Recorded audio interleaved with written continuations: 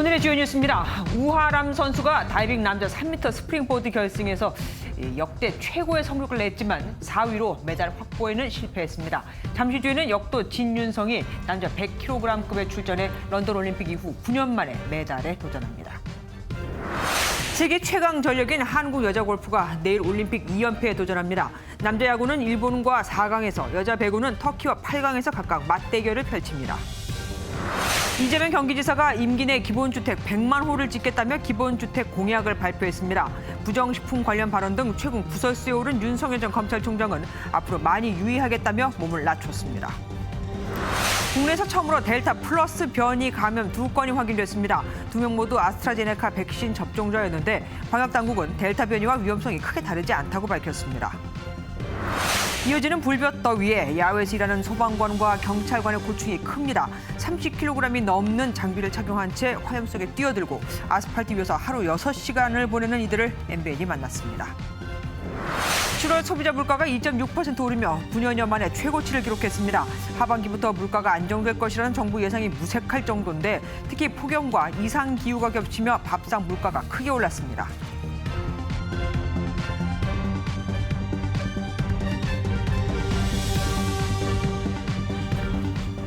다음 소식입니다. 이재명 경기지사가 임기 내에 100만 호를 기본주택으로 짓겠다는 주택공급 공약을 발표했습니다. 이낙연 전 대표는 연일 경기도의 재난지원금 100% 지급 추진을 비판했고 정세균 전 총리는 충청으로 가 중원 민심 잡기에 나섰습니다. 서남빛 기자입니다. 이재명 경기지사가 부동산과 관련한 자신의 세 번째 대선 정책 공약을 발표했습니다. 임기 내에 주택 250만 호를 짓고 이 가운데 100만 호를 기본주택으로 공급하겠다고 발표했습니다. 공급 물량 확대, 투기 수요, 공포 수요 억제가 필요하지만 공급 내용도 고품질의 공공주택인 기본주택의 대량 공급으로 바꾸어야 합니다. 기본주택은 중형 평형대까지 만들어 시세 절반 이하 수준의 임대료로 30년 이상 거주할 수 있게 하는 이재명식 주택 공급의 대표 공약입니다. 이 지사는 국토보유세를 새로 도입하겠다고도 했는데 이를 기본소득의 재원으로 활용해 전체 가구의 90%는 내는 세금보다 받는 혜택이 더 크게 만들겠다고 강조했습니다.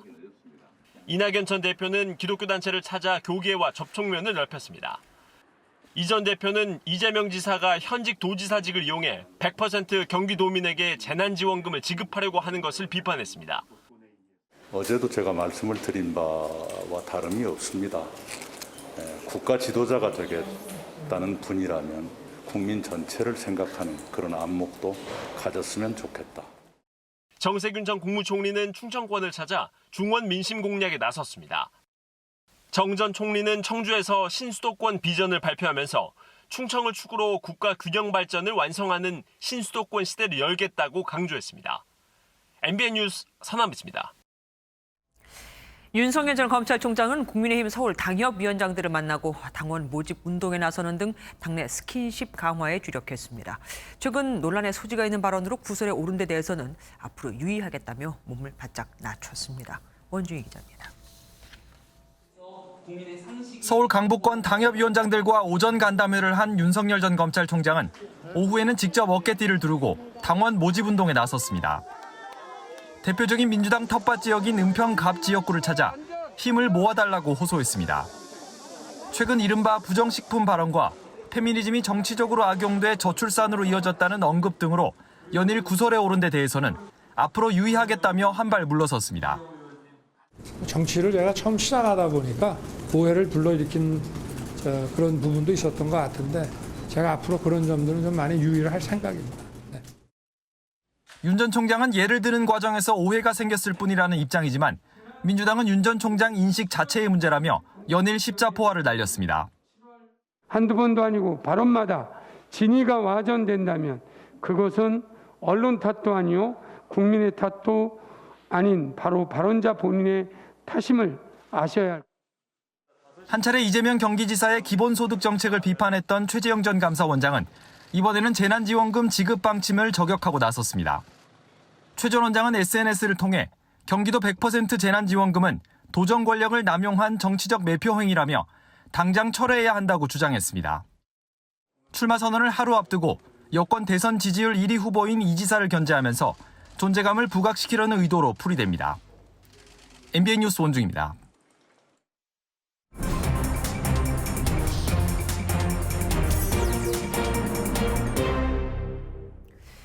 이재명 경기지사의 과거 음주운전을 두고 당내 주자들이 초범이 아닌 재범 의혹을 제기했죠. 국민의힘과 국민의당의 합당 설전은 점점 더 거칠어지고 있습니다. 정치부 우정환 기자와 자세히 알아보겠습니다. 어서 오십시오.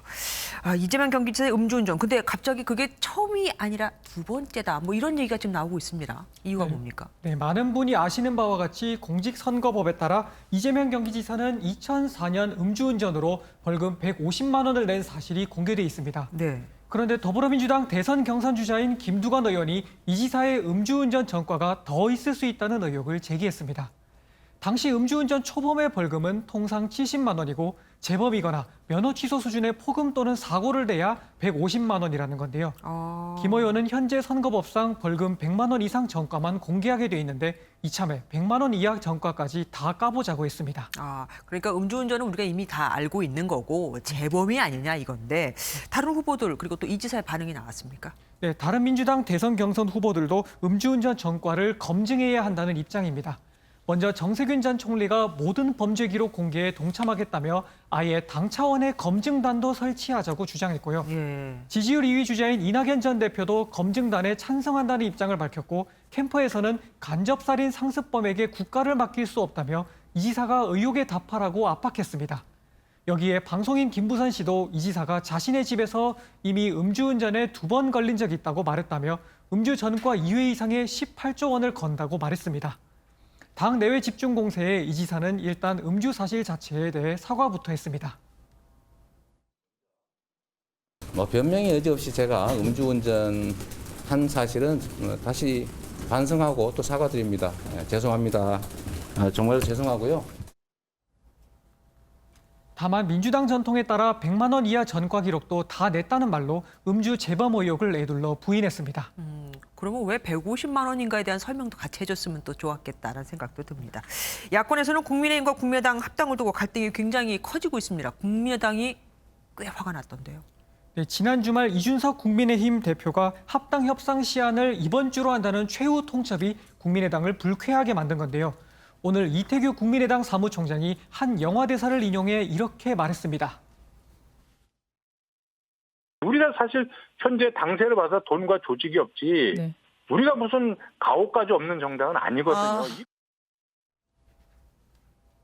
권은희 원내대표는 아예 합당을 업고 대선 출마 1년 전에 대표직을 사퇴해야 하는 당원을 바꿔서라도 안철수 대표가 독자 출마할 가능성을 시사했습니다. 이에 이준석 대표는 애매모호한 단어 쓰지 말고 그냥 합당할지 말지 예스나 노로 답하라고 재차 압박했습니다. 예. 그리고 윤석열 전 검찰총장은 한때 화제가 됐던 익명의 블로거를 만났다고 하더라고요. 네, 지난해 청와대 국민청원 게시판에 정부를 비판하는 시무 7조를 올려 화제가 된 필명 조은산 씨죠. 자신의 블로그에 지난달 윤 전 총장과 1시간 반가량 식사를 한 사실을 공개했습니다. 1시간 반이나요? 네, 여러 대화 내용을 공개했는데 윤 전 총장에게 권투 선수에 비교하면 요리조리 피하는 메이웨더와 맞으며 KO를 노리는 타이슨 중 어떤 스타일의 정치를 하고 싶으냐고 물어봤다고 하는데요. 이에 윤 전 총장이 망설임 없이 타이슨이라고 답했다고 합니다. 그러자 조은산 씨가 요즘 심하게 얻어맞고 있던데 잘 어울린다고 말하니 윤 전 총장은 큰 소리로 웃었다고 전했습니다. 예, 김종인 전 비대위원장하고 만남보다 더 길게 만났더라고요. 지금까지 정치부 우종환 기자와 함께했습니다. 40대 남성이 자기 어머니가 운영하는 식당으로 승합차를 몰고 돌진했습니다. 생활고를 겪던 자신을 어머니가 도와주지 않는다며 술을 마시고 일어난 건데 그날은 알코올 중독 치료병원에서 막 태어난 날이었습니다.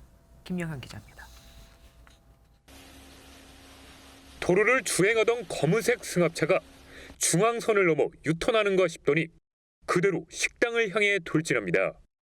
행인들이 깜짝 놀라 몰려들고 견인차와 구급차가 차례로 도착합니다. 승합차 운전자는 40대 A씨. 차량이 돌진한 식당은 A씨 어머니가 운영하는 곳이었습니다. 밀고 들어가는 힘이 좋아서 그냥 쭉 들어가시는데 창문이랑 이런 걸 다 박살내고 들어가니까 소리는 굉장히 컸었죠. 사고를 낸 A씨는 식당에 있던 흉기를 들고 출동한 경찰과 대치했습니다. 이곳에서 20여 분 동안 경찰과 대치하던 남성은 테이저건을 맞고서야 제압됐습니다. 식당은 문을 닫아 다행히 인명피해는 없었습니다. A씨는 체포 당시 혈중 알코올 농도가 면허 취소 수준의 만취 상태였습니다. 알코올 중독 치료 병원에서 퇴원한 A씨는 생활고를 겪는 자신을 어머니가 도와주지 않는다는 이유로 이런 범행을 저지른 것으로 조사됐습니다. 어머님이 말씀하시기를 많이 도와줬다. 왔다 갔다 하면서 소원한 게 있었나 봐요. 술을 먹고 옛날 감정을. 경찰은 정확한 사건 경위를 조사한 뒤 A씨에 대해 구속영장을 신청할 예정입니다. MBN 뉴스 김영현입니다. 얼핏 보면 사마귀 같기도 하고 나뭇가지를 닮기도 한 이 곤충 본 적 있으십니까? 나뭇잎을 갉아먹는 대벌레인데 최근 서울과 경기도 산 곳곳에 수만 마리가 나타났습니다. 일일이 사람이 집게로 잡아야 하는데 하루에 많게는 7,000마리씩 잡는다니 상상을 초월하죠. 김민영 기자가 현장 취재했습니다. 산길을 오르는 해충방재단이 나무를 흔들자 나뭇가지 같은 벌레가 우수수 떨어집니다. 금세 몸을 타고 기어오르기도 합니다. 다리 가만히 있어. 2년 전부터 갑자기 청계산을 뒤덮은 대벌레입니다. 청계산은 보시는 것처럼 이렇게 대벌레를 잡는 작업이 한창 진행 중입니다. 저도 함께 대벌레를 잡아보고 얼마나 잡히는지 보도록 하겠습니다. 대벌레들이 민첩하게 도망을 가지만 워낙 숫자가 많다 보니 집게에 붙잡힌 대벌레도 꽤 많습니다. 대벌레를 잡기 시작한 지 40분 만에 비닐봉지가 이렇게 수북이 쌓였습니다. 그전에는 대벌레가 없었어요. 그런데 이제 한 2년 전부터 대벌레가 생기기 시작하면서 하루에 한 대여섯 시간씩 잡아요. 많이 잡을 때는 한 6, 7천 마리. 지금 많이 없은 상태라 그래도 오전에 한 40분 동안 잡은 게 한 2천 마리 정도.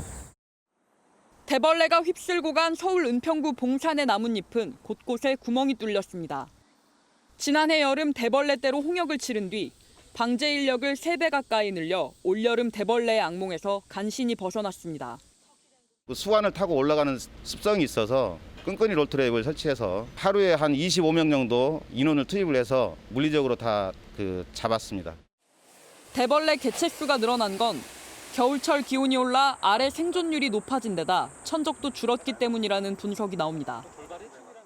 작년, 재작년부터 해가지고 지금 굉장히 겨울철 기온이 높아져 있는 상황입니다. 산 정상부나 이런 곳을 보면 굉장히 피해가 심합니다. 2, 3년 동안 피해가 누적이 되면은 나무가 고사를 할 수도 있죠. 도시화와 온난화로 해마다 찾아오는 불청객에 이제 대벌레가 추가될 수 있다는 우려가 나옵니다. MBN 뉴스 김민영입니다. 여름철에 울리는 화재 경보구의 상당수는 오작동이라는 걸 아십니까? 습기와 먼지 때문이라는데 취재진이 확인해봤더니 화재 경보구의 인증 기준 그 자체가 너무 오래전 것이었습니다. 품질부터 강화시키지 않으면 진짜 불이 나도 또 오작동이려니 사람들이 흘려들을 수 있는 거죠. 정태훈 기자가 취재했습니다. 지난달 25일 경기도 고양의 한 대형 가구점에서 화재 경보기가 울렸습니다.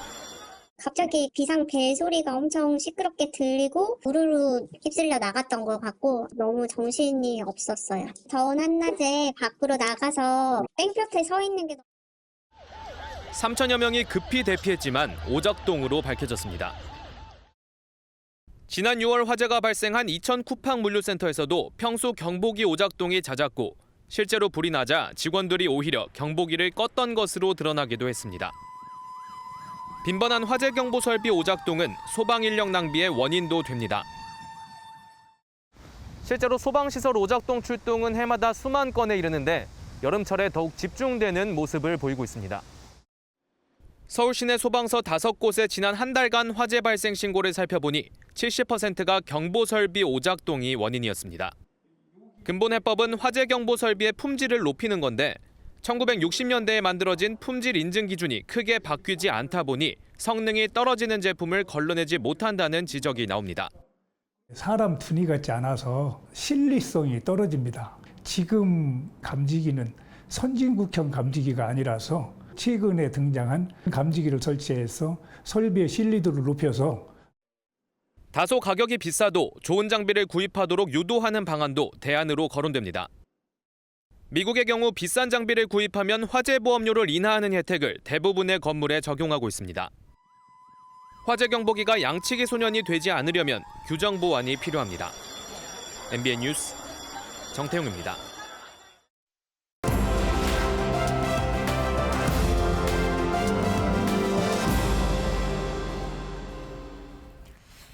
키워드를 살펴보는 오늘의 화제 빅뉴스 시간입니다. 오늘은 권영봉 기자와 얘기 나눠보도록 하겠습니다. 권 기자, 오늘 첫 번째 키워드 뭡니까? 네, 첫 번째 키워드 아수라장 호텔 풀파티입니다. 아니, 지금 이 코로나 시국에 풀파티를 했다고요? 네, 지난달 31일 강원 강릉시의 한 대형 호텔에서 벌어진 일인데요. 네. 영상 보면서 설명드리겠습니다. 네. 야외 풀장에 수십 명의 사람들이 거리두기 없이 파티를 즐기고 있습니다. 출동한 단속반이 점검에 나서자 급히 조명을 꺼버리는데요. 테이블엔 술과 안주가 놓여 있고 마스크를 쓰지 않은 사람들도 많습니다. 강릉시는 감염병 예방법 위반 혐의로 호텔에 10일간 영업정지 명령을 내렸습니다. 이거 현행법상 가장 강력한 조치입니다. 그러면은 당국이 저렇게 경고를 했는데도 또 영업을 했다는 겁니까? 네, 그렇습니다. 이 호텔 측이 SNS에 올린 홍보 이 글을 본 시민이 시청에 제보를 했고, 이 강릉시는 전날 호텔을 방문해서 계획을 즉시 중단하라고 경고했습니다. 처음에 호텔 측은 풀파티를 안 하겠다 이렇게 약속을 했는데 당일엔 안 하는 척 하다가 단속반이 떠나자 다시 풀파티를 이어갔습니다. 결국 또 제보를 받은 단속반이 다시 들어가 현장을 적발했습니다. 김한근 강릉시장은 죄질이 불량하다면서 당시 현장을 빠져나간 고객 명단도 확보해 행정 절차를 밟겠다고 밝혔습니다. 방역 수칙을 위반했다가 적발된 건 이뿐만이 아니었는데요. 비밀 영업 유흥업소와 오후 6시 이후 3인 이상 모임 금지 등을 위반한 업소의 사례가 수도권과 부산에서 11,000여 건에 달했습니다. 뭐 모으는 호텔이나 음식점도 그렇지만 또 모은다고 가는 분들도 문제입니다. 두 번째 키워드 보겠습니다. 네, 두 번째 키워드 한국 기업 고소입니다. 누가 누구를 이렇게 고소한 겁니까? 네, 일단 지난 2019년 8월이었습니다. 미국 오하이오주에서 발생한 총기 난사 사건 생존자와 희생자 유족들이 한국 기업 경창산업을 고소한 건데요. 당시 영상부터 한번 보시겠습니다. 시민들이 갑자기 쓰러지고 거리는 순식간에 아수라장이 됩니다. 네. 이 끔찍한 총기 난사 사건으로 9명이 숨지고 17명이 다쳤습니다.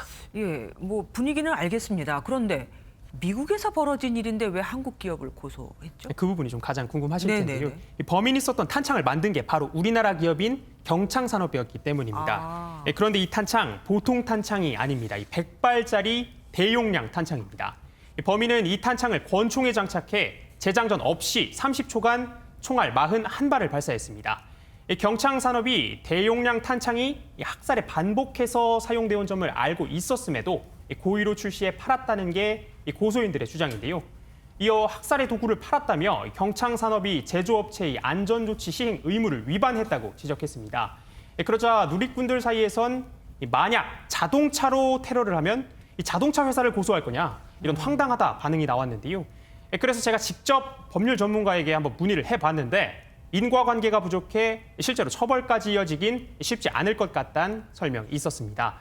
그러니까 애초 민간인 학살용으로 만든 탄창이 아니기 때문에 고의 또는 과실로 피해를 준 것이라고 보기 어렵다는 겁니다. 다만 미국에서 대용량 탄창에 대한 소송이 제기된 건 이번이 처음이라 정확한 결과 일단 좀 지켜봐야 할 것 같습니다. 예, 말씀은 그렇지만 미국 소송은 끝까지 가봐야 알겠더라고요. 우리랑 많이 기준이 달라서. 세 번째 키워드 뭡니까? 네, 세 번째 키워드 피해 사진 비교해본입니다. 누구 폐를 말하는 겁니까? 네, 바로 코로나19에 확진된 환자의 폐인데요. 이 사진 한번 보시면 이 왼쪽은 코로나19 백신을 맞지 않은 환자의 폐입니다. 박테리아와 점액, 분비물 등으로 온통 뿌연 모습인데요. 네. 이 바이러스가 가득 차 있고 산소가 부족하다는 걸 의미합니다. 반면 오른쪽 사진을 보시면 이 폐가 상대적으로 깨끗하죠. 이건 코로나19 백신을 맞은 뒤 돌파 감염으로 확진된 환자의 폐입니다. 이 사진을 공개한 가산 카멜 박사는 접종을 하지 않은 환자는 약물 치료와 인공호흡기, 삽관 등 생명 유지 장치를 필요로 할 수 있다며 백신 접종을 종료했습니다. 그러니까 걸리더라도 백신을 맞은 상황에서 걸리는 게 100배 낫다 이거군요. 마지막 키워드 보겠습니다. 네, 마지막 키워드 방호복 입고 화투입니다. 아니 그러면은 코로나19 의료진이 화투를 쳤다는 얘기입니까? 네, 그렇습니다. 이 사투가 아니고 화투인데요. 이 마지막으로 좀 훈훈한 소식 좀 준비해봤습니다. 훈훈한 소식이에요? 네, 방호복을 입은 사람과 이 노인이 병실 바닥에 앉아 있고 중간에 이 화투도 보입니다. 이 방호복을 입은 사람 7년차 간호사 이수련 씨고 왼쪽에 노인은 음압병상에 입원한 93살 박모 할머니입니다. 이 중증도 치매 환자였던 할머니는 요양원에서 감염돼 이 병원으로 이송됐는데요. 고령의 할머니가 적적해하고 힘들어하자 이 씨가 화투를 활용한 치매 환자용 그림 치료를 제안한 겁니다. 네. 이 씨뿐만 아니라 간호사 10여 명이 번갈아 이 그림 치료를 이어갔는데요. 간호사들은 할머니의 식사 챙기기부터 기저귀 갈아주기는 물론 가족들과 영상 통화를 할 수 있도록 도와주기까지 했습니다. 간호사들의 지극정성 덕분인지 중증도였던 할머니는 경증으로 호전된 뒤 음성 판정을 받아 보름 만에 다행히 퇴원했다고 합니다. 화투가 치매 예방에 도움이 된다는 말은 들었지만 실제로 이렇게 쓰일 줄은 몰랐습니다. 할머니 잘 건강하게 가셨다니까 다행입니다. 지금까지 권용봉 기자와 함께했습니다. 지하철역에서 여성의 신체를 불법 촬영한 고등학생이 붙잡혔습니다. 그런데 이때가 처음이 아니었나 봅니다. 이 학생의 휴대전화에서 지난 3월부터 찍은 사진이 무더기로 발견됐거든요. 불법 촬영 범죄자들의 나이가 점점 더 어려지고 있습니다. 이규현 기자가 단독 보도합니다. 경찰차 한 대가 지하철역 입구 앞에 멈춰서고 경찰관들이 여관으로 들어갑니다. 잠시 뒤 한 남성을 데리고 나오더니 차에 태우고 떠납니다. 지난달 29일 지하철역에서 휴대전화를 이용해 여성의 신체를 불법 촬영한 남성이 경찰에 붙잡혔습니다. 당시 한 남성이 휴대전화로 불법 촬영 중인 것 같다는 112 신고가 접수됐고 출동한 경찰은 여관 에스컬레이터에서 남성을 붙잡았습니다. 이 남성은 만 16세 고등학생으로 당시 압수한 휴대전화에서는 다른 여성들을 불법 촬영한 것으로 보이는 사진들이 무더기로 발견됐습니다. 지난 3월부터 불법 촬영을 해왔던 것으로 전해졌는데 서울경찰청 지하철경찰대는 전체 피해자 규모 등을 수사하고 있습니다. 최근 5년 사이 불법 촬영 사범은 2배 가까이 증가할 정도로 불법 촬영은 쉽사리 근절되지 않고 있습니다. 불법 촬영 사범의 평균 연령은 34.7세로 다른 성범죄자보다 6세 이상 어린데 범죄를 저지르는 나이가 점점 어려지고 있다는 점도 문제로 꼽힙니다. 아무래도 연령에 저하는 이것을 활용할 수 있는 매체에 상당히 익숙하기 때문에 훔쳐보기를 쉽게 하고 마치 범죄가 아닌 듯 잘못 생각하는 이런 인식을 바꿀 수 있는 교육 또한. 불법 촬영은 들키지 않으면 문제없는 놀이가 아니라 분명히 범죄라는 경각심을 우리 사회가 가져야 불법 촬영을 조금이라도 줄일 수 있습니다. MBN 뉴스 이규현입니다. 지난 한 주 동안 확인된 코로나19 델타 변이 감염자는 2,000명이 육박하고 감염자의 61.5%가 델타 변이일 정도로 이 델타의 확산 속도가 빠릅니다. 그런데 이 와중에 국내에서 처음으로 델타 플러스 변이 감염자가 확인됐습니다.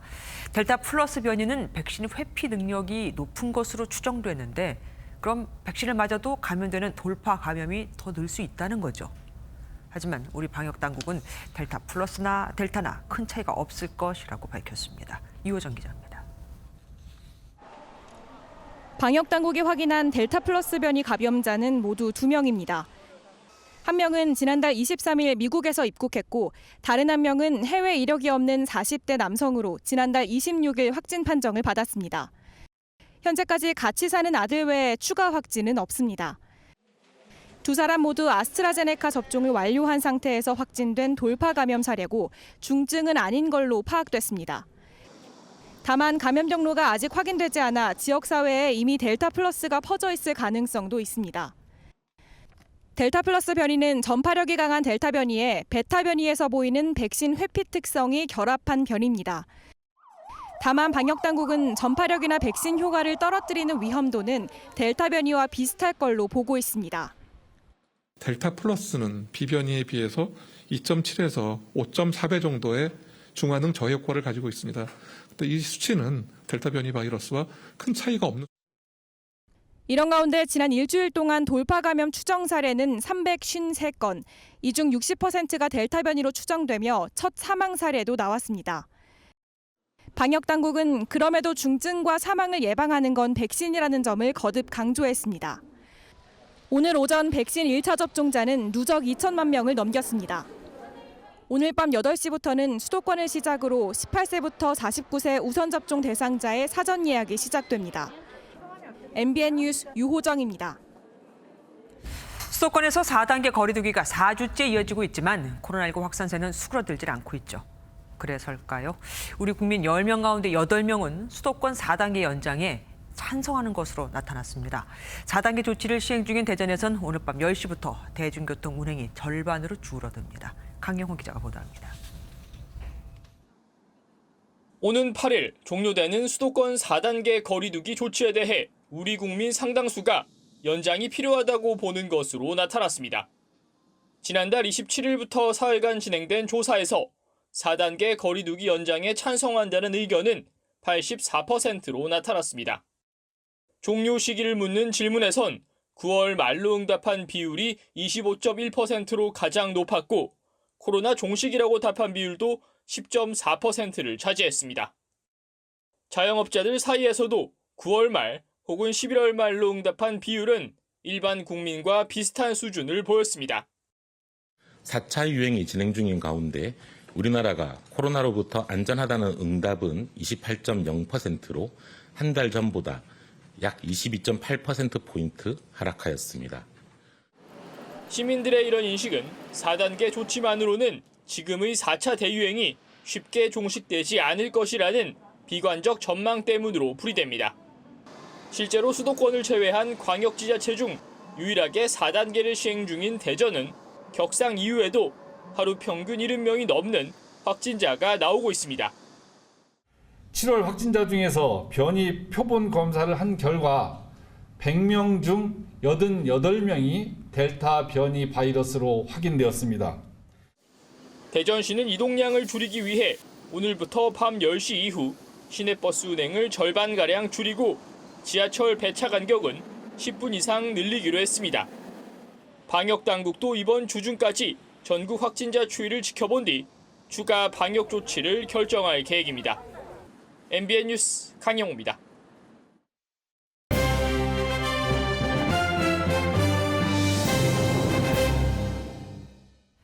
MBN 특별대담 대선 후보에게 듣는다 이어드리고 있습니다. 이번에는 추미애 전 법무부 장관과 함께 하겠습니다. 경선 후보 6번 추미애 후보입니다.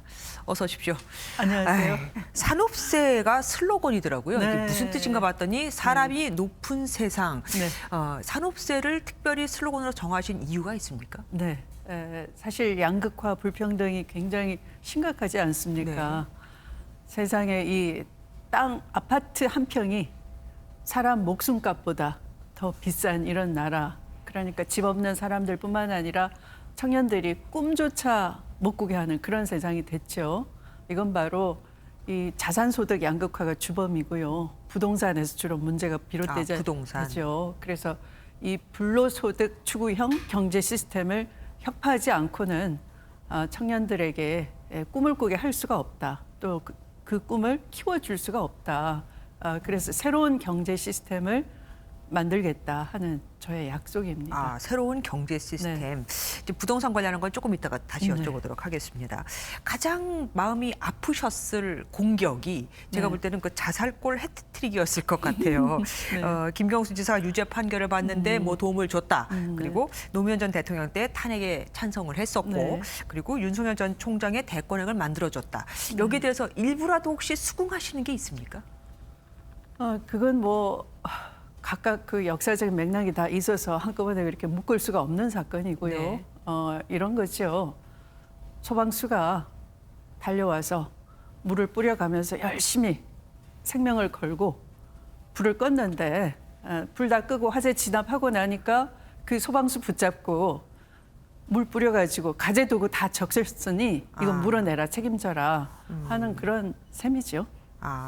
불을 끄고 나니까 가재도구를 내놓으라는 셈이다. 네. 정책 질문도 드려보겠습니다. 먼저 부동산 관련된 거 여쭤볼게요.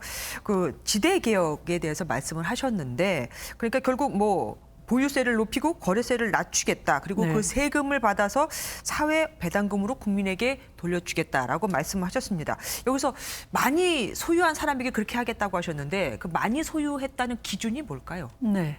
우선 그 실거주자들, 실거주자들이나 또는 뭐 필요에 의해서 사업용으로 부동산을 가지고 있는 사람들은 현행 수준을 유지하고요. 네. 다만 과다 보유한 사람들에게 그것도 단순히 집의 개수가 많다가 아니라 가액 기준으로 하자는 것이에요. 그러니까 저는 이 과세 정상화를 얘기하는 것이고, 네, 이 보유세를 예를 들어 한 0.5% 정도가 미국의 절반 수준이거든요. 그 정도만 하더라도 일단 이 현재의 집값은 좀 잡을 수가 있겠다 하는 것이고요. 근데 미국에서 그렇게 하는 거는 보유세는 내가 집을 살 때 가격에 그 몇 퍼센트 이렇게 내는 거잖아요. 네. 지금 오른 값이 아닙니다, 미국은. 물론 그 집의 그런 이제 가격을 그러니까 뭘 기준으로 할 것인가에 대해서는 많은 논란이 있지만 일단 실효세율 그러면 이제 그 가액 대비 세금이거든요. 그것이 미국에 비해서 굉장히 낮은 거죠. 그러니까 그 갖고 있는 것에 오른 것을 나중에 처분했을 때 이것은 우리는 이제 양도소득세이고요. 미국은 캐피털 게인으로 또 세금을 또 따로 물리는 거죠. 물론 그러니까, 양도세도 내지만 지금 현재는 양도세뿐만 아니라 지금 내가 내는 세금도 종부세 같은 보유세. 것도 내가 살 때 가격이 아니라 지금 오른 값. 그러니까 내가 깔고 앉아 있는 집값이 올랐다고 내야 되는 거거든요. 거기에 대해서는. 그러니까 그것은 나중에 그러니까 지금 그걸 합쳐서 말씀을 하시는 건 약간 개념을 그러니까 보유하고 있는 데 대해서는 이제 그 여러 가지 기준이 있는 거죠. 네, 보유에 대해서는. 그럼 그 기준에 대해서 여쭤볼게요. 아까 그러니까 뭐 과다 보유, 많이 단순히 보유했다고 해서 세금을 무조건 매기는 게 아니라 어떤 과다 보유가 아니라 가액 기준이라고 하셨거든요. 그럼 얼마로 예상을 하십니까? 한 20억 정도 합해서 20억. 아니 그러니까 현재 이제 한 올라서 이제 한 9억 내지 9억에서 한 12억이죠. 그러니까 지금은 그것이 이제 종부세 기준인데 국토 보유세로 가게 되면 지금의 부동산은 그 나대지의 경우에는 종합 합산을 하고 빌딩이 들어서 있으면 또 굉장히 빌딩이나 공장 용지 같으면 별도 합산을 해서 빌딩주가 주택 소유자에 비해서 훨씬 세율이나 이런 것이 낮아요. 그 별도 합산이라고 하는데 그것을 똑같게 하자는 거죠. 그래서 이제 국토보유세 그러면 그 대지들을 똑같이 합산해서 과세를 하는 거니까 좀 지금하고 다르죠. 예, 알겠습니다. 제가 한 90% 정도가 이제 수혜를 보는 쪽이고요. 한 10% 정도가 좀 보유세를 많이 내게 될 것이다. 돌려받는 것보다 뭐 사유배당이나 뭐 이런 걸 할 때 배당금보다 더 많이 내는 쪽이 되겠죠. 네. 그리고 외교 안보 공약을 보면은 서울대와 북한의 김일성 종합대가 교환 학생을 뭐 있도록 뭐 체결하겠다. 그리고 청년 정상회담 등을 내놓으셨더라고요. 그런데 문제는 혹시 20대 우리나라 학생들이 이거를 좋아하지 않을 수도 있고 그리고 한편으로는 북한 사정을 너무 모르는 순진한 생각이 아니냐. 북한 김일성 대학 학생들이 원한다고 살 수 있는 게 아니라 북한은 어디까지나 위에서 시킨 대로 하지 않느냐 이런 말도 있습니다. 그것은 좀 모르고 하는 얘기 같고요. 우선 이미 2018년에 서울대 총장하고 김일성 종합대학 총장하고 그런 학생 교환을 해보자. 뭐 공동 연구도 좋고요. 그렇게 제안을 한 바가 있고요. 서울대 총장께서 또 그 당시는 또 제3국에서 또 학생들을 우선 좀 공동 연구를 좀 시켜보자. 바로 교환하기가 어려우면 그런 절충적인 제안도 있었고요. 그래서 이건 제가 처음 드리는 것이 아니고요. 물론 이제 현재보다 좀 더 이 남북 평화 프로세스가 좀 진전이 좀 있어야 되겠죠. 그래서 이걸 뭐 인질 교환하듯이 그렇게 생각하면 안 되고 과거에 미래 세대가 평화 세대로서 앞으로의 그 기술 중심주의에 대해서 서로 연구도 하고 또 미중 간의 이 기술 패권에서 우리도 휩쓸려 가면 안 되니까 평화 세대가 좀 어떤 기술 선점할 수 있는 분야를 공동 연구 개발을 해보자. 지금 알겠습니다. 세대가 해야 될 책무이죠. 네. 그리고 윤석열 전 총장의 부인 그 벽화가 한창 논란이 됐었잖아요. 그 부분에 대해서 배우자 검증은 어디까지 가야 한다고 생각하십니까? 단순히 배우자 검증을 하자는 게 아니고요. 이미 청탁금지법에 공직자의 배우자도 같은 의무 주체입니다. 법적 주체이죠.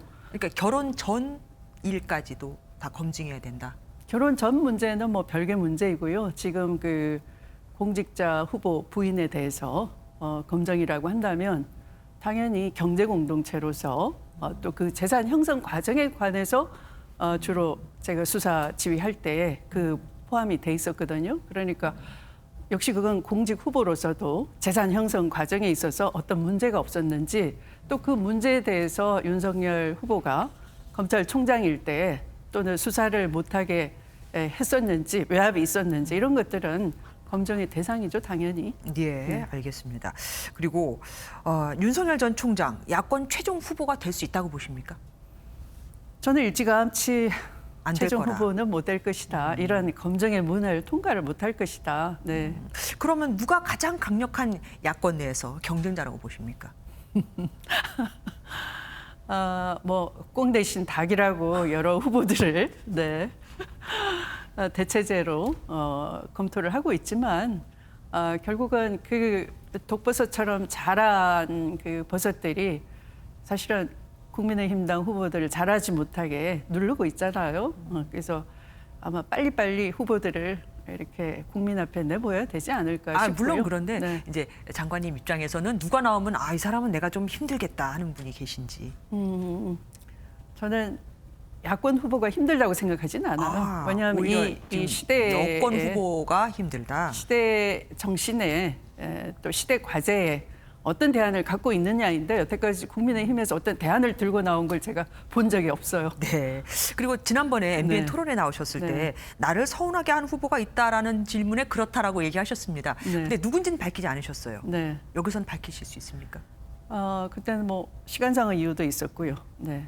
또 제가 어떤 사적 감정으로 뭐 성했다 이런 건 아니고요. 네, 검찰 개혁을 하다 보니 제가 이제 징계 의결서를 대통령께 드려서 재가를 받고 난 후에 추윤 갈등이라 언론이 자꾸 이렇게 뒤집어 씌우고 검찰 개혁에 대한 저항도 거세니까 다음 장관이 계속 개혁을 추진해 주시면 좋겠다 이렇게 이제 건의를 드렸고 당에서도 장관님 안심하세요. 국회에서 입법으로 해결하면 됩니다. 그래서 수사 기소 분리는 당연히 해야 되는 거거든요. 분권 원리가 이 비대한 검찰 권력에도 적용이 돼야 되니까. 그래서 2월 국회에서 그걸 처리하겠다고 약속을 했어요. 그런데 그 2월 국회 입법 발의 약속을 저버렸죠. 네. 그러면은 이낙연 전 대표를 그래서 그 당시에 뭐 보면 뭐 장관의 개혁 추진에는 동의하나 스타일이 문제다, 뭐 또 국면 전환, 이슈 전환해야 된다 등등의 말들이 당에서 막 쏟아져 나왔는데. 그거 그냥 하는 말이 아니고 본심이었나? 좀 그게 좀 서운했다. 이모 전 대표로 어쨌든 압축을 하겠습니다. 네. 그리고 마지막으로 공동으로 드리는 질문이에요.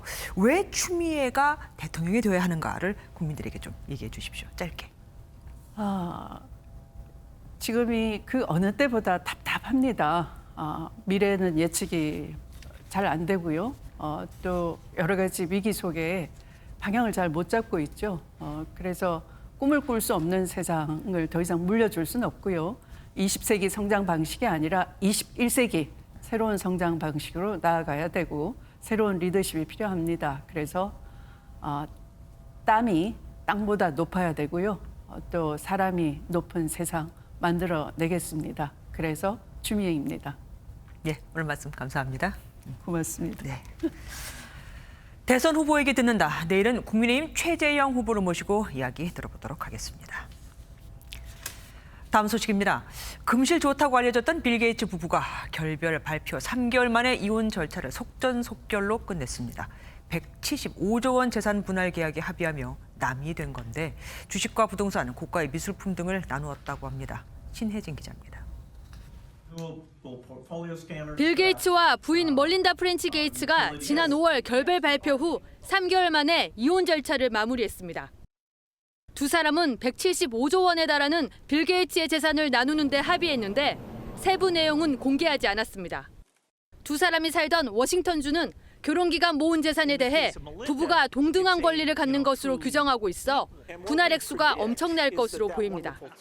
지금까지 재산 분할 액수가 가장 컸던 이혼 사례는 세계 최고 부자이자 아마존 창업자인 제프 베이조스로 25년간 함께 살았던 아내 스콧에게 40조 원 상당의 아마존 주식을 줬습니다. 빌 게이츠 부부의 결혼 생활이 27년, 게다가 두 사람이 기업과 재단을 함께 운영했다는 점에서 베이조스보다 분할 규모가 더 클 것이란 얘기가 나옵니다. 멀린다 게이츠는 결별 발표 직후 2조 7,600억 원 가치의 4개 회사 주식을 빌 게이츠에게 넘겨받았다고 미 증권거래위원회에 신고한 적이 있어 그동안 물밑에서 재산 분할 절차가 계속 진행된 것으로 보입니다. 미국 언론은 두 사람이 결별 발표 당시 재단 공동 운영 의사를 밝혔지만 이혼 절차가 마무리된 만큼 이제 재단 운영에서도 갈라설 수 있다고 보도했습니다. MBN 뉴스 신혜진입니다.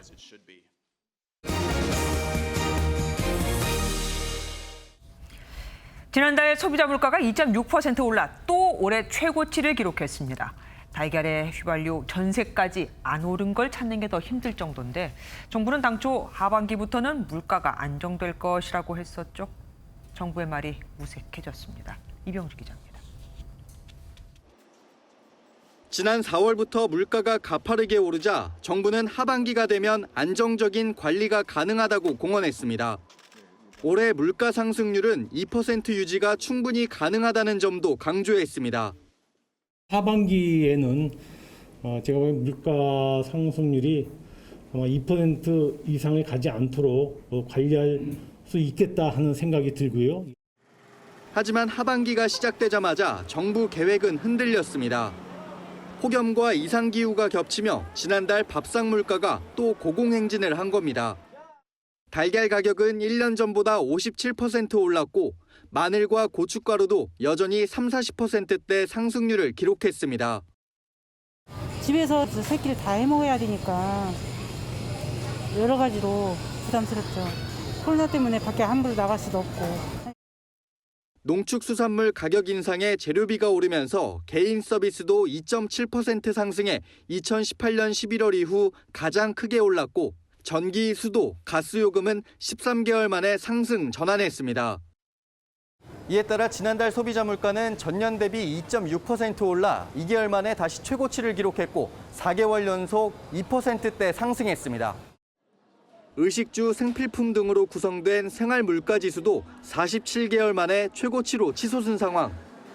연내 2% 물가 관리에 비상이 걸린 가운데 정부는 다음 달까지 달걀 2억 개를 추가로 수입하는 등 추석 전 물가 안정에 총력을 다하겠다고 밝혔습니다. MBN 뉴스 이병주입니다. 오늘 하늘에 구름이 많은 가운데 곳곳에서 강한 소나기가 오는 곳이 있었습니다. 오늘 밤에도 수도권과 강원 내륙, 산지를 따라서는 돌풍을 동반한 시간당 30mm 이상의 세찬 비가 쏟아지겠고요.